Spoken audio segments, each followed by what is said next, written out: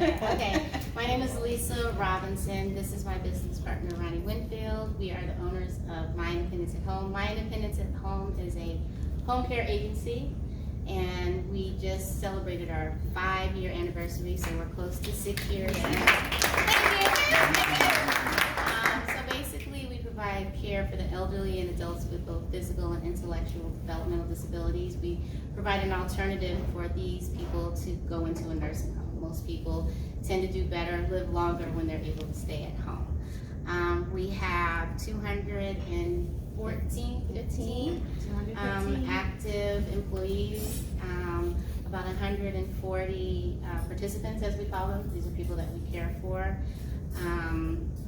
What else did you want? How we met? What your relationship is? And So, in terms of partnership, so I'm not going to give the percentage, but I'm majority owner. Ronnie and I met actually working the Obama campaign. I kidnapped the her. The first campaign, that's where we met. She was running, I was running a phone bank, and I was running one of the volunteer offices. Okay, and then fast forward, I ended up working at a home care agency. Personally, my personal experience with home care is that I had a stroke now 19 years ago. So I had to learn how to walk again, speak again, do just basic things all over again. So I had a home care myself. I also took care of my mother when she had breast cancer. So we all moved in, but I just took her to her last appointment, so she is 11 years cancer-free. So in a nutshell, that's what we do. Most of our employees that are in the office either have a sibling or a family member who's disabled, or they're actually caring for a family member who needs care. So different from the bigger agencies, I think what makes us different is that we understand on both sides how important it is to be able to stay home, and how important it is to have somebody that's in your home that actually is committed to that type of work. Thank you. Jeff and Suzanne. You want me to introduce us? Okay. We'll go from there. So my name is Suzanne Stefanelli. This is Jeff Gervasi, and we are partners, equal partners. We do have another partner that's sort of on the silent side. We handle textile and electronics restoration. So when people suffer water, fire, mold, any type of insurance related loss, we come in and clean all of their clothing and their electronics. We've been both of our histories are in sales. Jeff could probably get more into that, but we are going to celebrate our 5-year anniversary owning the business, November 4th, so right around the corner. And then he could tell you more about how many employees we have and our numbers. Yeah, so we were in the mortgage business got laid off in 2008, sort of fell into this business. Long story short, owner of the franchise that we were working for died, and we bought the company in 2014 after through an estate. So all of a sudden we said, we went from a 20-year W-2 employee to all of a sudden owning our own business and dealing with all the issues there. When we started, we were working out of the house. We had an enterprise rental van in the driveway, and we would drive down the street in a white van, and the kid would run away because there's a strange van coming down the street. So it started with me and Suzanne, and it grew from 2 of us to now we have 26 employees. We started at 500,000, and now we're at 4 million. So all of this, we're both in sales. So all of a sudden to go from, sales to owning a business and running multiple people and multiple divisions, it takes a toll. So it's funny, one of the things the first thing that I told you, Mike said to us is that he's not a marriage counselor. Which thank God, but he should be, because it actually, once we came to a point where we needed help and everything, and it really worked out, and working together and being so involved and knowing when to turn off and turn on. So, there's a lot of stresses that go into it, but I think we're doing okay. We may punch each other up here, but it's okay. It's all in good fun. Just fun. Exactly. Mike and Tim. Mike Risich, Tim Steigerwalt. Thanks, buddy. You're welcome.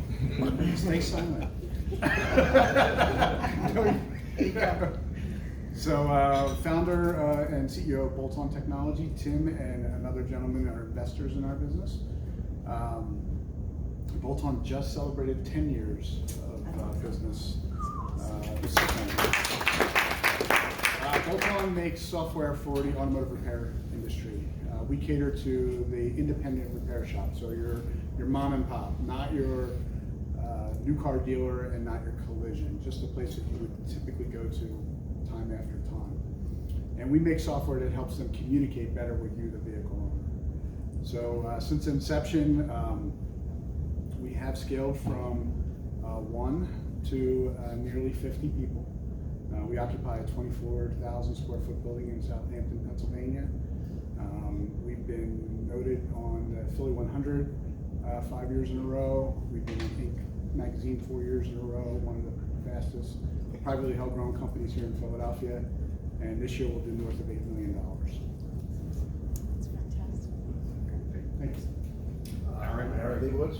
This is my brother Arik, who we've elected to tell you about our company. We've elected. Well, thanks, partner.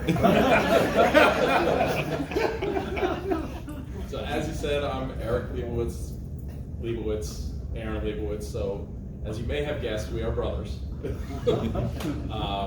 We own Norshel Industries. It is a cleaning and maintenance supply company. We are embarking on our 50th year in business. Wow. Good. Obviously, we're getting started. I've been at it for 35. And I've been at it for 31 full time, pretty much. Though we've been in it pretty much our whole lives. Started in the shop and worked our way up, and now we are owners. Our father retired about 15 years ago. He started the company, and we have been running it ever since. We're equal partners. We have about at this point it varies between 32 to 37 employees, something like that. We do about 8 figures in revenues, and we supply cleaning and maintenance supplies on a wholesale level, basically regionally throughout the Mid-Atlantic, plus we are manufacturers of wet mops and mop handles. Pretty much what we do. Great, thank you. I'll start off with a tough question, but not appropriate for everyone, because these are the questions for those who went into a partnership by choice. So that would exclude the brothers for now. I mean, that's your choice. That is true. That's true. You have a choice. Yeah, you do have. That is true. You can leave if you So want. I stand corrected. This question's for everyone. Look at the hard ones. Why did you choose to start the business with a partner? Why not have gone it alone? You know, why not try it alone? I can take it. So if you rewind the calendar 10 years ago, arguably it was one of the worst economic times that we had. And so here I was in a situation where I had some information on how to help the industry that we cater to be better, but I needed some stability, right? Going back to 2007, 2008, and the part of 2009 where we began. And so Tim and our other partner own and run tire stores here in the Philadelphia market. And so having a mousetrap where I have my investors who can use the mousetrap as guinea pigs, it really protected me during that time, if you rewind the calendar and think back to the economic situations we were all in. And so it was an interesting time, kind of kismet, where technology was evolving and opportunity kind of existed, and there really wasn't much to lose, right? We were just trying to improve the communication and the operations at the repair shop, which is what they wanted to do anyway, right? They wanted to have more loyal customers, better communication, more spend, because they're now communicating what your vehicle may need more clearly. And so in many ways, Mike, it was an opportunity where it fit for us to be partners because of the situation we're in. So it sounds like it reduced the risk, but you also had built-in customers. They're reference accounts. That's correct. Cool. For us, I would say Ronnie and I work together at a home care agency. So we both had the experience of being in an environment where we didn't agree with how the company was being run, and the experience that the consumers and the employees were going through. So because of that, it made sense for us to start our own agency so that we could do it what we call the right way, to make sure that people were being respected and receiving the care that they deserved. And also, we both have different strengths. She's very, very organized. I am not so much. So we were able to balance that and just become stronger as a whole. And I think on the foundation, like our work acumen, you know, we're really, really focused on making sure that we build a brand, and that the brand was reflective of what we wanted to give to the community and to our employees and also to our consumers. So we were on the same page. So guys, I love the concept of complementary skills, but you also shared a mission. Right, exactly. Anyone else? I think for us, you know, we didn't have a choice. Is how we looked at it. You know, we started working for the company in 2009, and when the owner died in 2014, all of a sudden he was going through a divorce, and it was a mess, and we were at a state, and so the company closes in May of 2014, and we have all these customers coming to us because we became the face of the company. He was an absentee owner, so we really ran the day-to-day operation. And you know, when also you have insurance companies and contractors coming to you saying, I have to get my clothes out of here, I have to get my electronics out of here. You know, we still said there's a business there. If you run it properly, there's a business there, and we can make it succeed. Just how do you start that, and how do you do that? And we just started small and went that way. So from that point, we said, you know, we sort of looked at one another and said, you know, if this doesn't work, what do we do? You know, like I said, you know, not to say, but I always say my dream is to work Wawa and you know, and on a hoagie line. And we were pretty close. I mean, we were down to the end there as far as what was going to happen, and there was nothing else. We had to succeed to get to the point to where we wanted to be in the lifestyle that we wanted. We had to succeed, so we had to take different risks, different calculated risks. Correct. Yeah. I mean, I could just go back to what you were saying back 10 years ago. We were in the mortgage industry. So we had to sort of reinvent ourselves as salespeople. That's what we are, salespeople. So when we took on this new job in this area of restoration, which neither one of us had any experience in, we really embraced it and loved it. We actually own a franchise. We didn't mention that earlier. So when the owner died, the corporate franchise came to us and said, you know, we want you guys to run this, and we will do whatever we can to help you. We won't give you money, but we won't give you money, but we want you to own it. So. Right. So there was a lot of obstacles that we had to jump through, being only in sales and not having the right capital necessary to purchase the business. But successfully, with the other partner that we have, we were able to get into the industry and buy the business ourselves.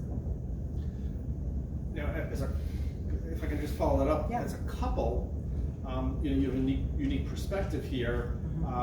You were putting all of your eggs in one basket, as opposed to, you know, one partner going, you know, taking that risk, and another partner kind of doing the Wawa thing, right? What was, I mean, did that come into consideration as you were evaluating whether to do this? We didn't evaluate. It was, this is what we're doing, and we're going to do it, and we're going to make it work. And I think Suzanne was more stressed about it. I always knew there was a business there. I knew if we got involved in it and started doing it, and there was a business there that we could make it succeed. We also built the brand. The brand was very new when I first came onto the business first, and Jeff came on 6 months later. So I had to actually start and build the brand, and he did the same. I handled New Jersey as the sales territory, and Jeff handled Delaware and Pennsylvania.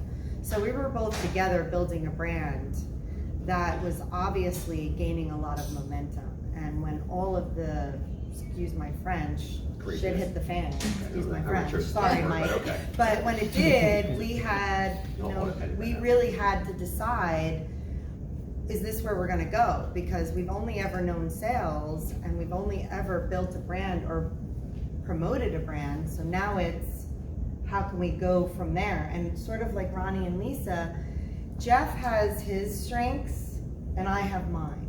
So we knew if we were gonna take on this challenge, Jeff would have to handle certain aspects of the business and I would have to handle aspects of the business. And from there, we've just forged on. So we're going to start off with some positive questions because I want to end with all the interesting stories. Because it's close to Halloween and we want to create a scary environment.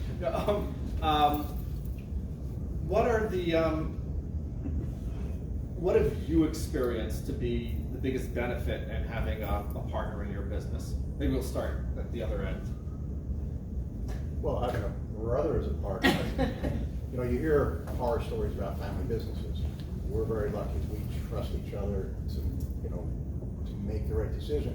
And we both had different set of skills coming into the business. Arik was much more financial, business oriented. I didn't take any business courses in college.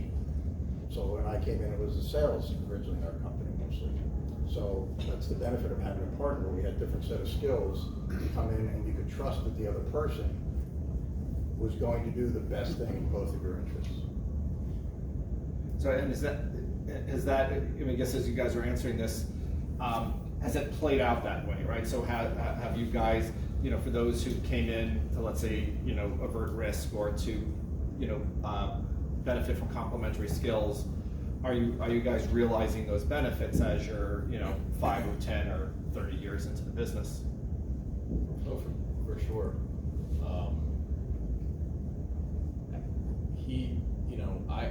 It's almost, we learned at a young age how to kind of work with one another, and you know, we had that benefit where a lot of you folks, you know, people coming into it later on wouldn't have that, and I know what his skill sets are, he knows what mine are, and we're able to play off one another when the time is right. When we had other people in the business and found there were, you know, our business is very dynamic in many different things such as infrastructure and things like that need to be taken care of on a regular basis, and we just, through working together so long, we've figured out who is the best at which one of those skills. Other benefits that you guys have experienced? I think in me and Mike's situation, it's very unique because one feeds off the other. With me being in the automotive industry and him being in the software industry, it goes together. So I think that was a big benefit for us. It's the same industry, just different ends of it. Excellent. Yeah, we're looking at it through different lenses, right? One a more physical, practical lens, and one more hypothetical, what it could be. And you know, Tim being open-minded to my suggestions on maybe changing the business model and you know, approaching the vehicle owner differently. Certainly we have seen the results as we've used his testimony as a way of gaining more traction across the country.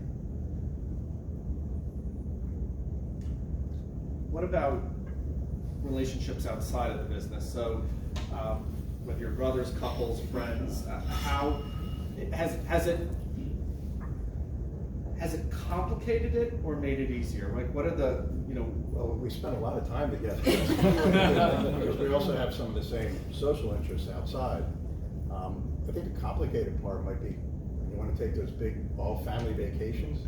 You know, we hate to both take vacations at the same time to make sure one of them's there to help watch the shop. So that's, you know, always been a. I think that's true with any partnership. Like, you know, Lisa and I have a social relationship. We're very good friends. You know, we do family things together. So a lot of times it's turning off the business side, where sometimes you just can't. And especially in the industry that we're in, it's 24/7. So, you know, our phones are ringing all the time. The answering service is calling us all the time. So it's very difficult to turn it off. And I don't mind turning it off because this is our baby. Like she refers to it as our second child. I refer to it as my third child. And I mean, everything we do is really to make sure that our baby's taken care of. So, you know, it never turns off. And I'm fine with that.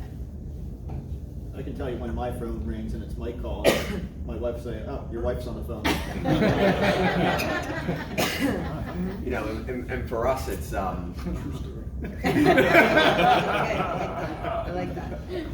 you you know, I start my day at around 4 a.m. and by 6 o'clock I'm done. And there were times where Suzanne had still got 11, 12 o'clock at night. I'm like, and she's asking me a question about this job, and I go, I'm done, man. I'm turned off. Like I got my hood on and I'm ready to sleep. That's us. So and so that's where and we are learning to deal with that and turn off and start to, you know, listen, we're emergency services, so the phone may go We're off also at 24. 8, 9, 10 o'clock, so you're dealing with things, or, you know, employees starting at 4 in the morning or something. So, but there has to be we're learning that turn off switch that it can't Thanks be to on Mike, all the we're time. learning that. We can't Thanks be, to we Mike, can't we're be on learning all the that. time, so it's tough. No, it is It's, definitely we, you know, as I said, we went through a stretch in the first, you know, just knowing when to turn off or constantly at your throat, so. I would say that being friends, you know, you have to have a line there. But when there's difficult business decisions that have to be made, having that conversation, sometimes being friends complicates it because it makes it difficult to have those conversations and not have it affect your relationship, right? Right. So I think for me, that's been something that's been difficult and complicated, right? Because you don't want to blur the lines, you don't want to ruin a friendship, but you have to run a business. Right. So I think that's something that in and of itself, being friends complicates things sometimes. I think me and Mike have a closer relationship outside the business than we do inside the business. We pretty much do everything together. I mean, we have a night out, we go to dinner with our wives every night, and vacation at times together, and so. So Yeah. I would say it's important not to lose sight of why you're doing what you're doing, right? Not to lose sight, You not guys to have a lose hard sight of time that. turning it off? I've always had a hard time turning it off, being a serial entrepreneur. I like to tell the story that I'm the 3rd generation. My son will be 4th generation entrepreneur. He's already told us that. And so, coming from a family where they never turned it off, I would work forever. My real wife would come downstairs in the middle of the night and say, well, you know, what are you doing down here with Miss Dell, right? My laptop. Miss I'd be Dell. working all night long, trying to make this a reality, right? I say that Bolton is a 20-year dream that's finally come true. And the irony is, we go places and people say, man, you guys came from nowhere. If anybody wants to know where nowhere is, it's in Chalfont, Pennsylvania. It's in my basement. Because I was there for a long time trying to make this a reality. But for me, I don't turn it off, but I don't think the lines are blurred at all. I think our relationship is open and honest. And I always say, you know, just tell me what you think, tell me what you feel. Get it out on the table, because then we can do something with that. If you just keep it inside, I'm thinking you're okay. And if you walk out the door and I'm thinking you're okay and you're not, you know, that's probably your problem, not mine. I think, like Ronnie and Lisa said, the line, you have to know the line, but at the same time, you know, Jeff knows how to turn it off. I don't know how to turn it off. I've never known. There's nothing like brushing your teeth in the morning and getting yelled at because you made a decision on something, you know, so let me tell you, you haven't lived till that happens. Yeah, I had to wait till he woke up the next morning to tell him what I feel, but it's true, like, I just don't know how to turn it off, and that's what I'm trying to learn, you know. Yes, there's a time to speak about it, and when you're thinking about it, you should be able to talk about it, but at the same time, we should be able to enjoy our private lives at the same time. So it sounds like, you know, in some cases the business puts stresses on the relationship outside of the business, had you not been in partnership. Was there ever a time that it got so stressful that you kind of thought about stepping back or out of it, or doing something about the partnership? I don't think I've ever thought about stepping back, but I think when you are running the day-to-day, and I say this all the time, communication in any relationship is key. I don't care if it's husband or wife or business partner or friends. Like, you have to communicate. And a lot of times when you are running the business day-to-day, it's like, oh, we didn't talk. And Lisa and I went through that for a period of time, and now we're like, okay, sometimes I'll call her, I was like, okay, we need to leave the office and we need to have a conversation. Or she'll say, listen, put something on the calendar, not in the office, because what we were doing is we would have these meetings in the office and we would get interrupted and nothing would get done. And then we would have to continue them. But what we find is that when we leave the office, we can really focus on the conversation. Because just recently, I was like, you know, I had this conversation with this person, and this is what happened, and Lisa was like, no, this is what happened. So I was so busy, you know, doing what I was doing, I didn't even see what was going on, but she knew what was going on. So then we can come together and be a united force, and I can say, oh, okay, now I understand what's going on. So I think communication is key, it's paramount to any relationship, particularly when you're in business. So that raises, I think, an interesting question about, you know, if we're talking about communication, you know, you guys are all communicating both within the business and then outside of the business, it seems. So, you know, within a business, we know there's lots of best practices, right? Maybe we should have an agenda, maybe we should follow up on what we say. But when you're out of the business and the lines get blurred between, you know, business partners versus relationships outside of the business, you know, is that not a source for potential conflict where, you know, something happens over dinner or in the bathroom brushing your teeth or at a vacation, and now it's like, well, I never said that or I never did that. I mean, do you find that is there opportunity for communication gaps because of the relationship outside the business? For us, there was. And not saying it's not still there, but I think we've gotten better at talking to each other. But yeah, when we that years 2, 3, it was tough. I mean, you know, I don't know if you define as saying, hey, I want to be out of the business as the drastic move, but that comment comes, you know, it was a comment that we had come back to one another and say, you know, I'll buy you out, you buy me out, or, you know, it got to that point where it was tough. But I think as you sort of, you know, that's a heat of the moment thing, and I think if you start to realize that, you know, what the business is about and, you know, what the ultimate goal is, then I think we've gotten better as owners and partners in talking. And I think at the end of the day, your business is bigger than any individual. I know for Lisa and I, it's really about creating a legacy.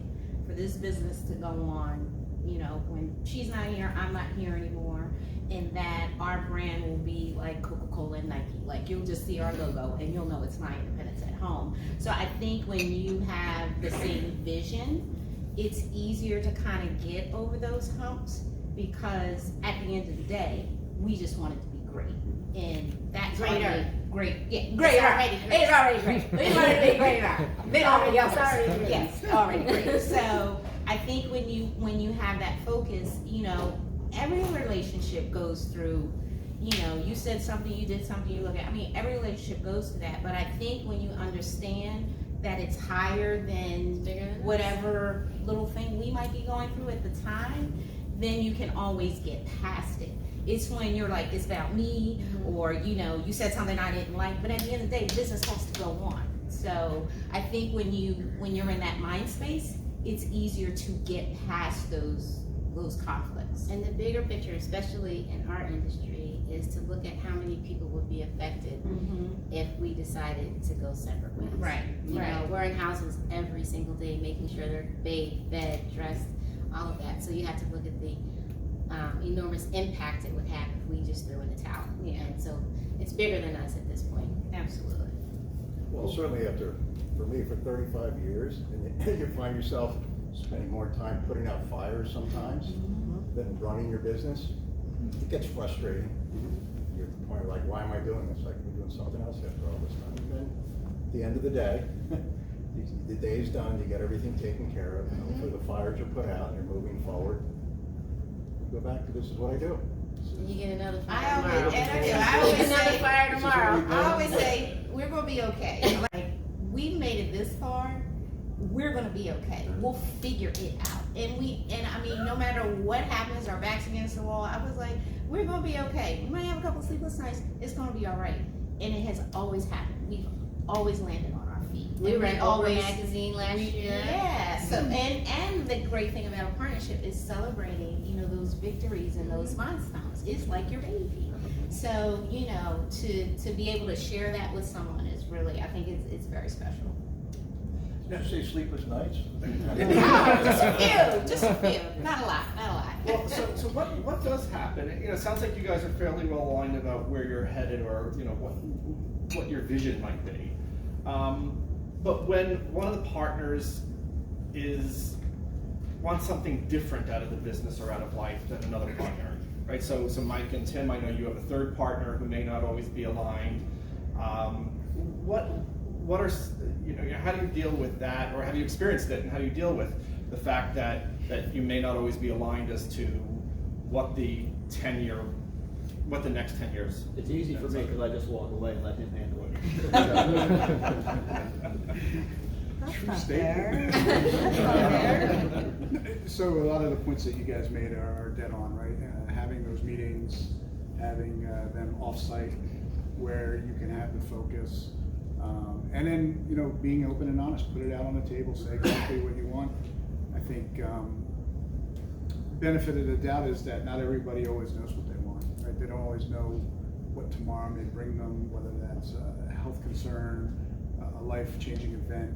And so when they signed up, they may have perceived something one way, and then life kind of took its course, and now it looks differently. So I typically give benefit of the doubt that everybody has the right intention until they basically teach me otherwise, that I was just being too kind and should have stopped this a long time ago. But it's really speaking from experience, isn't it? But I think just being able to communicate, echoing a lot of what both of you have said. Sleepless nights, no, that's never happened either. And so since we all check the boxes off, probably saying the same things. Yeah, I think it's about communication, and sometimes you got to bring in a third party to kind of like talk it out and things like that. It's helpful to kind of get an idea, especially if you've been doing it for as long as we have together. It's helpful to kind of get other opinions and get out there, because we've gone through every range of emotion, believe me, and every kind of knockdown, drag out, let's solve these kind of problems. And the good thing is we can have those knockdowns and drag outs and yell at each other and know that the next day that we'll be fine, and we're going to talk about it, we're going to deal with it. And we've been fortunate to be able to do that for a long time together. We actually had two other family partners for a period. We had our father for a while, and our other brother was also in the business for a while. So we've definitely been through all those really mixed Dynamics. And what was it like to sort of have a partner exit the business? Well, our brother actually left 22 years ago to do his own thing. So that was easy. He made his decision. He wanted to try something different. He's actually still involved with our company. He's a manufacturer rep in our industry. He sells to us and for us. So he's still involved with us, but doesn't have any day-to-day. And when our father was done, it was, time to retire, and we just both had to step up and take more responsibilities for different things, even though he had been, of course, phasing out for quite a while. Now your ex-partners are still in the family, so do they, when you're outside of the business and in your personal lives, do they still? Dad will, for a long time, would start asking questions about things that happened 5 or 10 years before that unfortunately aren't relevant, but we would sit and you listen and you try to explain, and after a while he slowly stopped asking the questions. But he still, every now and then, it was his incubus, it was his baby that started. I'm still concerned. As long as the checks keep going.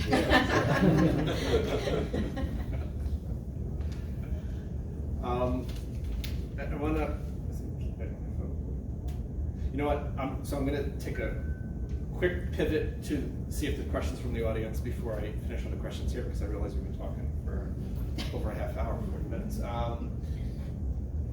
It's fine. All right. Hi. My name's Baron. I guess I have a question for all of you. But what is the biggest change you've had since, I guess, starting the business? For you guys, it's 6 years. For you guys, it's 20-something years, 15 years in between. So it's probably something like software, I would guess. But maybe you guys could speak to what the biggest change is, like a single change or something you use now every day that you didn't use when you started. Certainly, technology. We were actually lucky. Our father was probably one of the first ones to buy a Radio Shack Tandy 5000, whatever that computer was back then. So he was interested in, doing the best technology for our business. You still run on that one, though, right? Yeah. I think you just upgraded. Somebody's walking now. So, and he, when we got our, so we were lucky in that respect. We were one of the first ones to get a fax machine. We had 2 companies we did business with that had a fax machine too, I think, when we started with that. So, but in our industry, like consolidation has been a huge impact. If that's what you know, it's really affecting our business these days. A lot of consolidation of our customer base and our competitors. And that technology has just sped up the cycle for our business at a rate that like Aaron was talking about her father, that he would just have no idea how to do it. He used to be able to take an order and deliver it in a couple of weeks. Now we have to take orders up until 5, 6 o'clock at night and deliver them by 6 a.m. tomorrow morning in Vienna, Virginia. It's just, that's the world we live in now, so that's what we have to live up to on a service level. And the internet is affecting our customer base a lot, the retail customers we sell to. So it's making things more transparent, price-wise and things like that. So it's affecting our customer base in some ways in that respect for technology more than us, but it still affects us too. The biggest thing that I think has impacted our business is just the scale. So being a tech company, even though there's multiple owners, we're bootstrapped. And so scaling from just a handful of team members to several dozen on your own checkbook is quite difficult. And operating and running a business that once had 3 or 4 trusted people, then 8, and then 16, and now 47, 48. And that happens all in like consecutive years. It is really difficult, just because of the speed. It's kind of like at internet speed, the company is multiplying, not just in team members, but also in volume of shops. One year we went from a couple hundred shops, the next thing 1,600, then 32, and now we're almost 5,000 shops. I think we too have that challenge as far as growth is concerned. We grew pretty quick. So I'm more the one that wants to take it in baby steps, and Jeff's the one that sees the big picture and is ready to take it on. But I'm like, can we just slow it down a little bit? Because again, never being business owners and seeing what the previous owner, what had happened to him, where he grew too big and then was spending money hand over fist and then not able to afford anything, and then eventually passed away. And I don't want to be that. So my fear always is to grow too big too quick. And so it's, even though he's okay with it and I'm not, it gives us that balance where sometimes I have to just pack at him for a little bit to say, okay, let's just slow it down a little bit. Sometimes I tell her we need sales to start to pay for things. So that's sometimes it's funny how that goes. It is. It's a balancing act, but growing too big too quick is our biggest challenge, and managing that and finding the right employees. Oh, God. And managing that as well. Because look, we're in an industry now where I'm sure that's going to be a whole topic of trying to find the right employees, where I feel everybody thinks they're worth millions of dollars and come in and they're not as great as they The interviews are paid too? Yes. So that, What's $1 million? right, so And then that, it's gonna work. right, so that in itself is also a challenge, because as you're growing, you want to bring in new employees, but you can't find the right employees to fit that mold. I would have to say it's growth, technology, and the payers. So when we first started, we were paid by the state of Pennsylvania. Now we've switched to managed care organizations, which means insurance companies are paying us, which is a whole nother headache. Also managing growth. I want to be bigger than Beata, but I had to manage that because I have to, similar to Suzanne. Okay, Suzanne, it's very difficult to find committed people.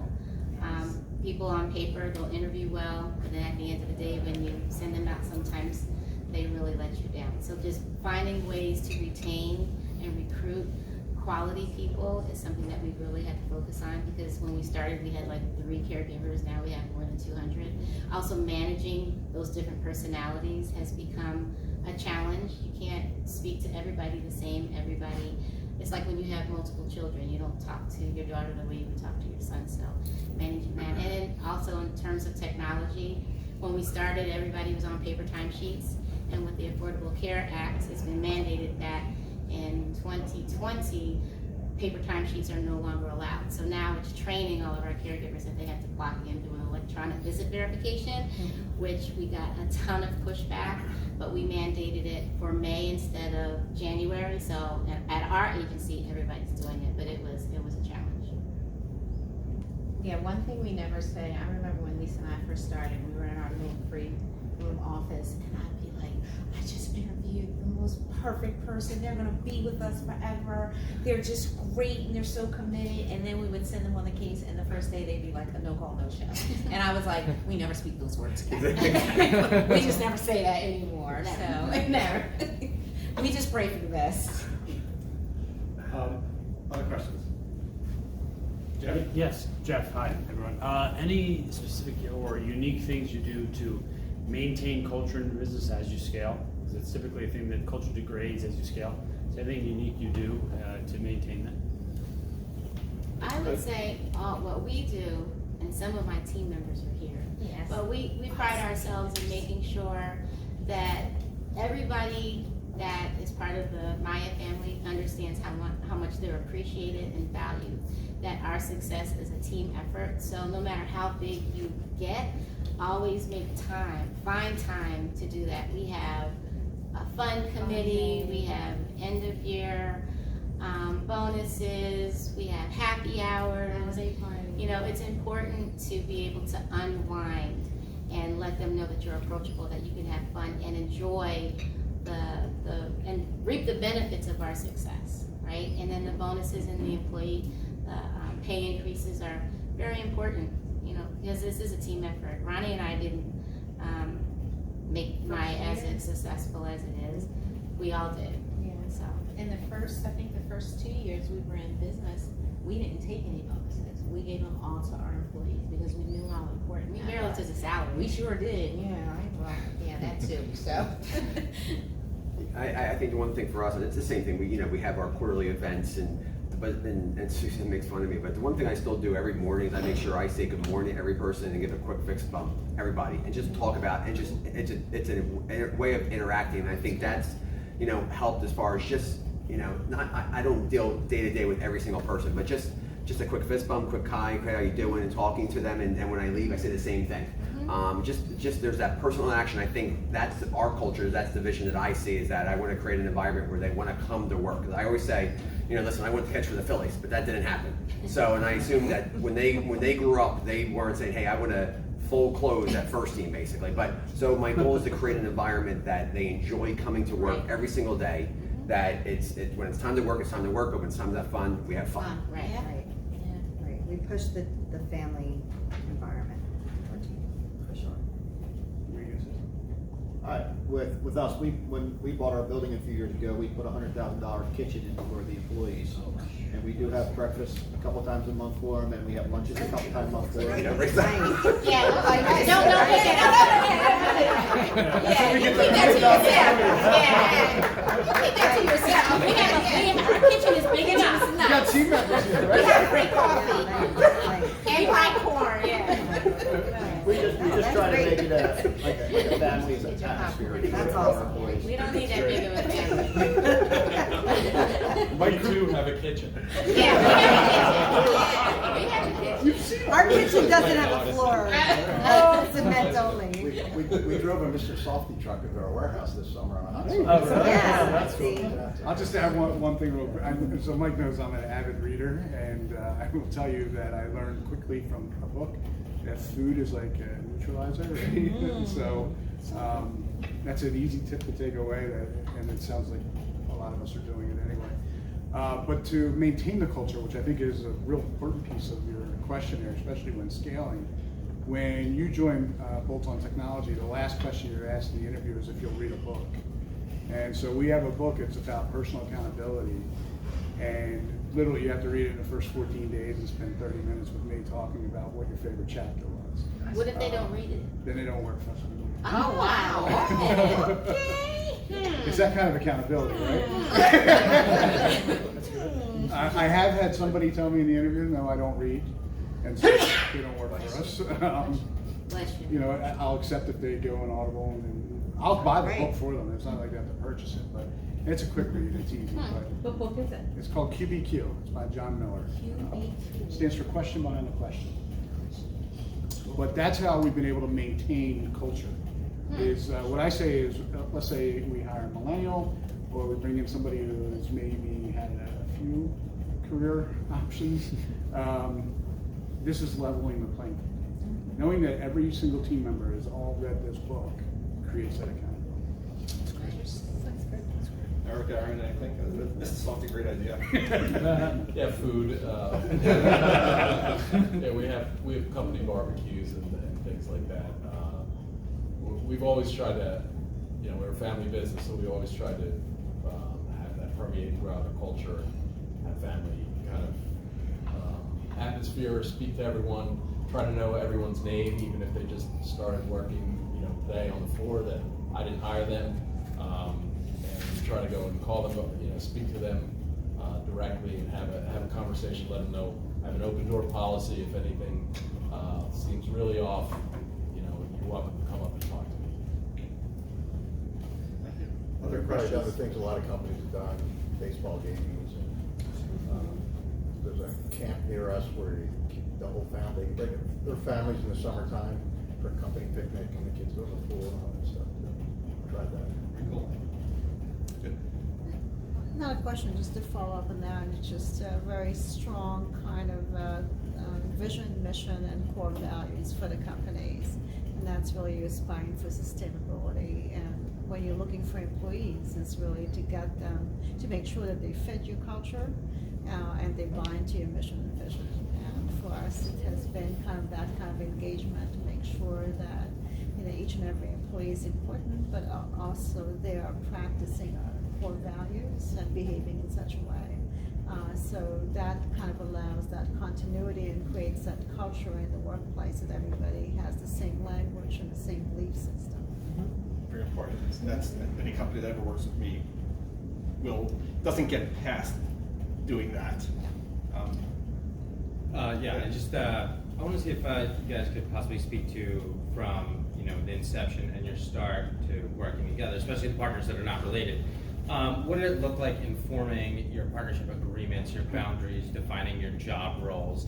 How true did you hold to them? And just kind of talk about that process, because a lot of that, I see gets slipped and it causes a lot of problem when it's not defined early on. Yeah, so we have it's a 125-page partnership agreement because we have another third party in there who, at the time when we had to buy the company, we needed him for the funds and the capital. Since then, it's moved on, and he's fallen ill, and so he's not involved in the day-to-day operation. But we use that operation agreement. Like I said, we're not married, but that becomes that's our agreement that we adhere to. One of the things we have in there is that we're not allowed family members. That's one thing we so. But everything there from our percentages and everything, not that we read it every single day, but we referenced it more than once to go back to make sure that we stay true to what we saw the vision when we started the business in 2014 to where we are now, to make sure we're going in the right direction. Yeah, without getting into the nitty gritty of it, there is, like we said, three of us, and that third partner found the estate wouldn't sell the business to us because we worked directly for the previous owner, and the wife didn't want to sell the business to us. So the broker was set forth to find another party, and we knew that party in the competitive market. He worked for a competitor of ours. And the only way that Jeff and I were willing to partner with somebody, with that person, is if he was absolved from any other competition or that situation, which he did do that. But his role and what he painted the picture to be and how it was laid out in the contract has not been fulfilled due to the fact that he has fallen ill, and now he really never took on the role because immediately into the beginning of inception, he got sick. So now he's really more of an employee than he is a partner. He's not involved in the everyday, day-to-day things, but he collects a paycheck, and that's very sore to me, but it is what it is. But we are venturing into possibly talking about a buyout or whatever the circumstances could be for that. But that's been the hardest struggle for the two of us, because he was there for us in the beginning, but never has really been with us since. So it's been a major struggle for us when it comes to that, especially with, you know, Jeff handles the production side of things, I handle the front office side of things, and our partner just cuts the checks. So, you know, when you have a third partner and you're supposed to all be equal and you're not, that can become a major strain for both of us. And that sometimes becomes an issue between him and I, because, you know, where I want to just cut it off, and I can't because I'm in a contract, right? So you have to find a way that actually works for us, and right now it's working, but we are considering other options at the moment.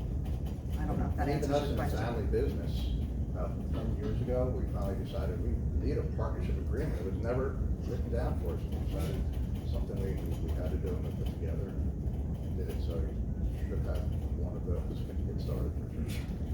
And we're still learning as we go. I don't know about anybody else in here, but we have, like Jeff said, a large contract agreement, and there's still some things that have been missed. So, you know, we've had to add as we go. We do have an operating agreement, we follow it, and if I know then what I know now, it'd probably have some different paragraphs and other other protections, but it's what we agreed to. It's working, and it's the good part about it, I would say, is it's clear. Right. Yeah, our operating agreement is pretty clear, we follow it. I don't, you know, she has her strengths, and Ronnie really manages the personnel side. I manage the participant side, so, and it's working. It's worked since the beginning, so there haven't been any issues. So I know people have more questions, and this is with so many wise people up here, it's gonna take too long. But so I kind of want to wrap up so people can finish up the bar. If you were to give, if somebody approached you, maybe somebody here, I'm thinking about starting a business, not sure if I should have a partner or not. Should they have? Would you recommend them having a partner? And if so, is there one piece of advice about going into a partnership that you would want them to know? Yes, make sure you trust them. Yeah. And they share your same vision and work acumen.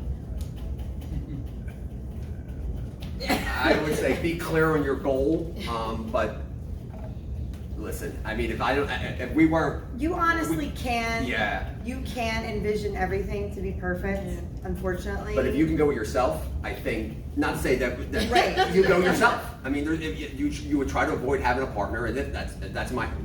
But that's mine. If you could do it yourself, do it yourself. Any other business owner that I've ever met have always said that they've learned through having a partnership to not have a partnership. And honestly, Jeff and I were lucky in the sense that he has strengths and I have weaknesses, and I have strengths and he has weaknesses, and it works between the two of us. It just hasn't worked amongst the three of us.